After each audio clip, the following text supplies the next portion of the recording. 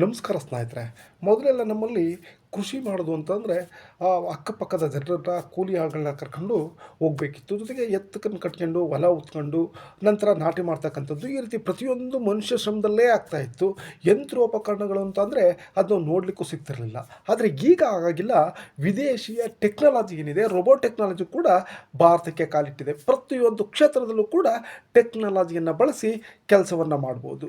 ಹೊಲವನ್ನು ಕೊಯ್ಯೋದ್ರಿಂದ, ಗದ್ದೆಯನ್ನು ನಾಟಿ ಮಾಡೋದ್ರಿಂದ, ಭತ್ತವನ್ನು ಕಟಾವು ಮಾಡೋದ್ರಿಂದ ಹಿಡಿದು ನೀವು ಪ್ರತಿ ಹಂತದಲ್ಲೂ ನಾವು ವಿದೇಶಿ ಯಂತ್ರಗಳು ನಮ್ಮಲ್ಲಿ ಈಗ ಬಂದು ನೆಲೆಸ್ತಾ ಇದ್ದಾವೆ. ಆದರೆ ಇದೇನೆಂದರೆ ಟೆಕ್ನಾಲಜಿ ಬಂದಷ್ಟು ಉತ್ತಮ, ದೇಶ ಬೆಳೆಯುತ್ತೆ, ಬೆಳೀತಾ ಹೋಗುತ್ತೆ.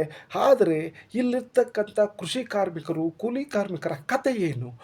ಒಂದು ಯಂತ್ರ ನೂರಾರು ಜನರ ಶ್ರಮವನ್ನು ಕಿತ್ಕೊಳ್ಳುತ್ತೆ, ನೂರಾರು ಜನರ ಕೆಲಸವನ್ನು ಕಿತ್ಕೊಳ್ಳುತ್ತೆ. ಈ ರೀತಿ ಪ್ರತಿಯೊಂದಕ್ಕೂ ರೋಬೋ ಟೆಕ್ನಾಲಜಿ ಬಂದರೆ 100 ಜನರು ಮಾಡೋ ಕೆಲಸವನ್ನು ಅದು ಒಂದೇ ಮಾಡಲಿಕ್ಕೆ ಹೊರಟ್ರೆ ಇಲ್ಲಿ ಉದ್ಯೋಗದ ಕತೆ ಏನು? ನಿರುದ್ಯೋಗ ಸಮಸ್ಯೆ ಎಷ್ಟಾಗ್ಬೋದು? ಅದೇನೇ ಇರಲಿ, ಅದನ್ನೆಲ್ಲ ನಾವು ಪಕ್ಕಕ್ಕಿಟ್ಟು ನೋಡೋದಾದರೆ ನಿಜವಾಗಲೂ ಈ ಕೃಷಿ ಕಾರ್ಮಿಕರ ಸಮಸ್ಯೆಯನ್ನು ತಡೀಲಿಕ್ಕೆ ಇಂಥ ಯಂತ್ರಗಳು ನಿಜವಾಗಲೂ ಕೂಡ ಅಗತ್ಯ ಇದೆ. ದೇಶಕ್ಕೆ ಅತಿ ಹೆಚ್ಚು ಅಗತ್ಯ ಇದೆ. ಸೊ ಈಗ ವಿದೇಶಿಯ ರೋಬೋ ಟೆಕ್ನಾಲಜಿ ಭಾರತಕ್ಕೆ ಬರ್ತಾ ಇದೆ. ನೋಡಿ, ಎಂತೆಂಥ ದೊಡ್ಡ ದೊಡ್ಡ ಯಂತ್ರಗಳು ಕೂಡ ಭಾರತದ ನೆಲಕ್ಕೆ ಕಾಲಿಡ್ತಾ ಇರ್ತಕ್ಕಂಥದ್ದು ಒಂದು ಸಂತೋಷದ ವಿಚಾರ ವೀಕ್ಷಕರೇ.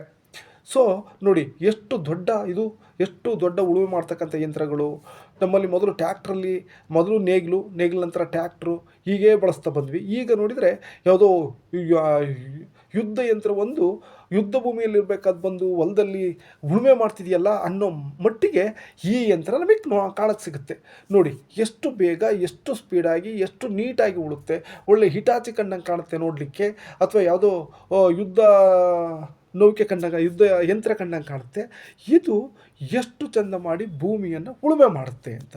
ಇಂಥ ಟೆಕ್ನಾಲಜಿಗಳು, ಇಂಥ ಯಂತ್ರಗಳು ಭಾರತಕ್ಕೆ ಕಾಲಿಡ್ತಾ ಇರ್ತಕ್ಕಂಥದ್ದು ನಿಜವಾಗಲೂ ಒಂದು ರೀತಿಯಲ್ಲಿ ಸಂತೋಷ. ಯಾಕೆಂದರೆ ನಾವು ಕೂಡ ದೇಶ ವಿದೇಶಗಳಲ್ಲಿ ಹೆಚ್ಚು ಹೆಚ್ಚು ಬೆಳೆಯುವ ಹಾಗೆ, ಜೊತೆಗೆ ರೈತನಿಗೆ ಕಡಿಮೆ ಖರ್ಚಲ್ಲಿ ಹೆಚ್ಚು ಆದಾಯವನ್ನು ತಂದುಕೊಡ್ಬೋದಾದಂಥ ಯಂತ್ರಗಳು ಇವು ಅನ್ನೋದು ನಿಜವಾಗಲೂ ಒಂದು ಸಂತೋಷ ವಿಚಾರ. ಜೊತೆಗೆ ಸರಿ ಟೈಮ್ಗೆ ಕೃಷಿಯನ್ನು ಮಾಡೋದು ಕೂಡ ಇವುಗಳಿಂದ ಸಾಧ್ಯ ಅಂತ ನಾವು ತಿಳ್ಕೊಬೋದು ವೀಕ್ಷಕರೇ.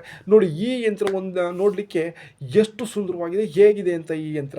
ಇಂತಹ ಯಂತ್ರಗಳು ಕೃಷಿ ಭೂಮಿಯಲ್ಲಿ ಕೆಲಸವನ್ನು ನಿರ್ವಹಿಸ್ತವೆ ಅಂದರೆ ನಿಜಕ್ಕೂ ನಂಬಲಿಕ್ಕಾಗಲ್ಲ. ಆ ರೀತಿ ಯಂತ್ರಗಳು ಕೃಷಿ ಭೂಮಿಯಲ್ಲಿ ಇವತ್ತು ಕೆಲಸವನ್ನು ನಿರ್ವಹಿಸ್ತಾ ಇದ್ದಾವೆ.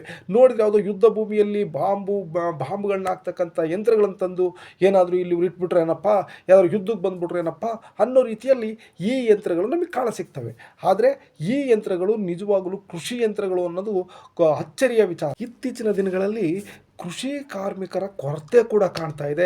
ನಾವೆಲ್ಲ ಅಸ್ಸಾಮಿಂದನೂ ಮತ್ತಿನ್ನೊಂದು ಯಾವುದೋ ಸ್ಟೇಟಿಂದ, ಉತ್ತರ ಪ್ರದೇಶದಿಂದ, ಗುಜರಾತಿಂದ ಕೂಲಿ ಆಳುಗಳನ್ನ ಕರ್ಕೊಬಂದು ಕೆಲಸ ಮಾಡಿಸುವಂಥ ಸ್ಥಿತಿಗೆ ನಮ್ಮ ರೈತರುಗಳೀಗ ಬಂದಿದ್ದಾರೆ. ಸೊ ಅಂಥವರಿಗೆ, ಅಂಥ ಕೃಷಿಕರಿಗೆ ಇಂಥ ಯಂತ್ರಗಳು ಅತ್ಯುಪಯುಕ್ತವಾದಂಥ ಯಂತ್ರಗಳಾಗೋದ್ರಲ್ಲಿ ಎರಡು ಮಾತಿಲ್ಲ ವೀಕ್ಷಕರೇ. ಏಕೆಂದರೆ ನೂರಾರು ಜನ ಕಾರ್ಮಿಕರು ಮಾಡ್ತಕ್ಕಂಥ ಕೆಲಸವನ್ನು 1 ಅವರಲ್ಲಿ ಒಂದು ಯಂತ್ರ ಮಾಡುತ್ತೆ ಅಂದರೆ ಅದು ಒಬ್ಬ ಕೃಷಿಕನಿಗೆ ನಿಜವಾಗಲೂ ಉತ್ತಮ ಆದಾಯವನ್ನು ತಂದುಕೊಡ್ಬಲ್ದು. ಕಡಿಮೆ ಖರ್ಚಲ್ಲಿ ಹೆಚ್ಚು ಉತ್ಪಾದನೆಯನ್ನು ಮಾಡ್ಬೋದು.